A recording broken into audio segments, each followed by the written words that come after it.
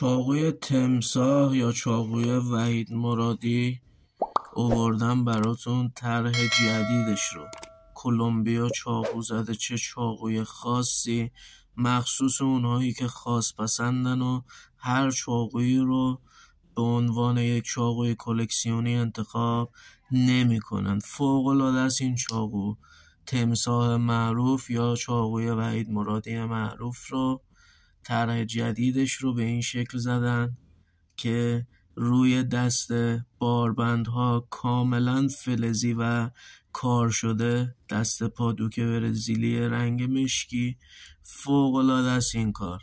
ببینید تیغه به چه ضخامت و چه مقاومتی، کاملا کار، بارکددار و اورژینال. این کار دارای ضامن اتومات نیستش، به صورت دستی باز میشه و ضامنش از پشت هستش که با فشار دادن این قسمت ضامن آزاد میشه و میتونیم چاقو رو ببندیم. فوق العاده تیغه درجه 1 و اورژینالی روی این چاقو استفاده شده. اسمش رو هم نوشته M0991 و مارک کلمبیا و این قسمت هم مهرش خورده، کاملا اورژینال و درجه 1. تیغه تمساح نسل قدیمه، دسته فقط عوض شده و چقدر هم شیک و جذاب این چاقو رو طراحی کردن. این قسمت طرح یک گرگ رو کنده کاری کردن، این قسمت هم گل کنده کاری کردن و فوق العاده این چاقو رو شیک و باحال و جذاب و با کیفیت کرد.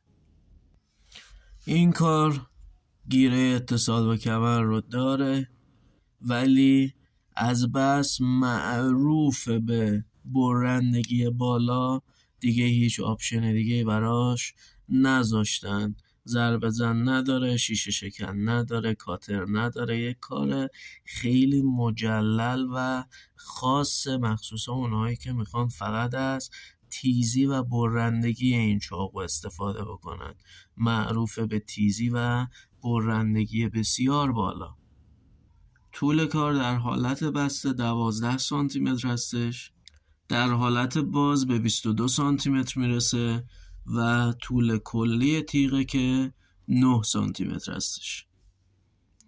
تیغه دارای ضخامت 4 میله ولی 4 میل این تیغه برابری میکنه با 8 میل تیغه های چاقوهای دیگه از نظر مقاومت. فوق العاده این تیغه مقاومه و سالها میتونید از این تیغه استفاده بکنید و پشت سر هم تیزش بکنید و هیچ اتفاقی برای این تیغه نیفته. فوق العاده مستحکمه.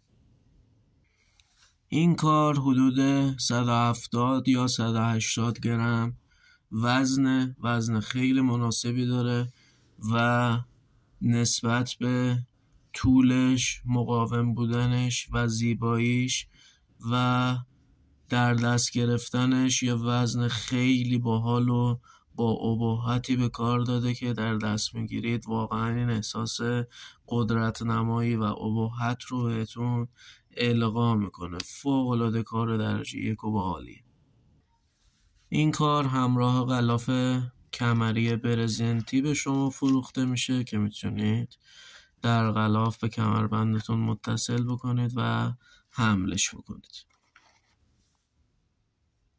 برسیم به بخش جذاب و تست تیزی گرفتن از این چاقو که مثل کره تا صبح میتونید باهاش هر شکل هندسی که دوست دارید روی کاغذ برش بزنید و ببرید و هیچ اتفاقی برای این تیغه و تیز بودنش نمیفته. ببینید تا چند اندازه رو من دارم باهاش میبرم و همچنان تا صبح میتونم باهاش تست تیزی بگیرم. وقتی میگم این کار معروفه به تیزی و برنده بودن به خاطر این هستش. فوق العاده تیز و برنده است این کار. مخصوصا در ابتدای خریدتون که این چاقو رو میخرید تا سالها با همین تیزی براتون کار میکنه. وقتی ادعا میکنم هیچکی اندازه من برای شما کارهای متنوع نمیاره، بابت این چاقوهای خاص و کمیاب هستش. این چاقو رو میتونید الان در زمان ضبط ویدیو با قیمت 750 الی 850 هزار تومان از فروشگاه هایی که این چاقو رو میفروشن به صورت اینترنتی خریداری بکنید یا به صورت حضوری اگر سوالی درباره خرید این کالا داشتید بپرسید، در خدمتتون هستم.